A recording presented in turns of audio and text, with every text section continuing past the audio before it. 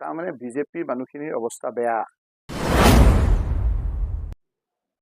বিজেপিত যিসকল মানুহ আছে কেণ্ডিডেট নাই। আমাৰ পৰা কেণ্ডিডেট বিলাক লাগে। এতিয়া আকৌ কথাৰ পাকত চাবচোন, মুছলমানকো লগা হ'ল। কৈছেতো বহুত মুছলমানো আহিব বিচাৰিছে, অমুক বিচাৰিছে।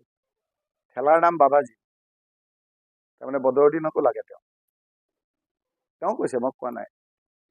গতিকে মুখ্যমন্ত্ৰীৰ কথা কি আপুনি ক'ব? কালি এটা কয়, আজি এটা কয়। যোৱাকালি এটা কথা কৈছে, আজি সেইটোৰ লগত মিল নাই। সেইকাৰণেতো আমি কৈছো যে কংগ্ৰেছটো চাফা হৈছে, ভাল হৈছে। বহুতে কৈছে ন, মই কোৱা নাই। কিন্তু তেওঁ কওকচোন, তেওঁ কোনোদিন বিজেপি নেৰে বুলি। হিমন্ত বিশ্বই কওক কেতিয়াও বিজেপি নেৰে। আমাৰ নিচিনা অপজিশ্যন কৰকচোন, তেওঁ কেতিয়াবা চাওঁ। জল আহিলেতো জাপ মাৰি কিবা কিবি কৰি আহি যাব, সেইটোহে ভয় আমাৰ। আমাৰ কংগ্ৰেছ এইখিনিৰ ভয় কি যে তেওঁ কোনফালেদি আকৌ ক'ত আহি পেলাই হেৰি হয়। আমি সেইকাৰণে চাওক, ঘৰবিলাকত ভেণ্টিলেশ্যনো নাৰাখোঁ আমি। ভেণ্টিলেশ্যন দি সোমাই যায় বুলি আকৌ। এইবিলাক দিন যাবই, এইটো সদায় নচলে নহয়। মানুহ খুব হৈ আছে আপোনাৰ।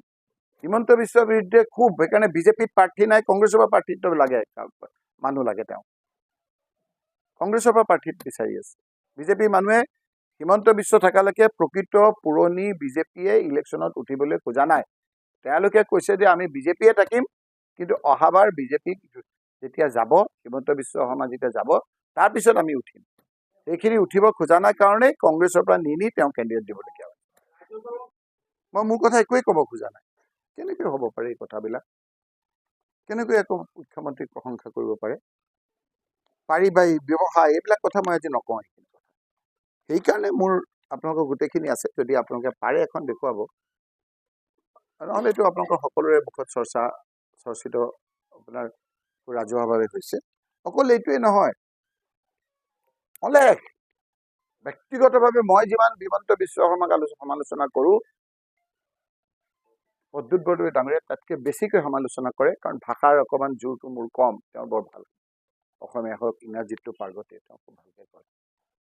গতিকে এই কথাকেইটাত বৰ মই মৰ্মাহত হৈছোঁ। মই ব্যক্তিগতভাৱে ভাল, কাৰণ মই স্বীকাৰ কৰক নকৰক, হাত হতৰিয়ে স্বীকাৰ কৰিব যে নগাঁৱৰ সংঘাত হোৱাৰ ক্ষেত্ৰত আমাৰবোৰৰ কিঞ্চিত হ'লেও অকণমান হ'লেও অৰিহণা আছিল। আজি এনেদৰে তেওঁ গুচি গৈছে, মই ভাবোঁ যে কোনো মানুহৰ লগত তেওঁ সোধা নাই। সেইকাৰণে মোক জিলা কংগ্ৰেছৰ সভানেত্ৰী ডাঙৰীয়াই মাতাৰ লগে লগে মই ঘৰুৱা পোছাকতে আহি জিলা কংগ্ৰেছত বহিছোঁহি আৰু আমাৰ সকলোৰে লগত কথা পাতিছোঁ যে এই সময়খিনিত আমি কি কৰা উচিত। নিশ্চয়কৈ আনুষ্ঠানিকভাৱে আমি সকলোৱে এই কথাখিনি পাতিম।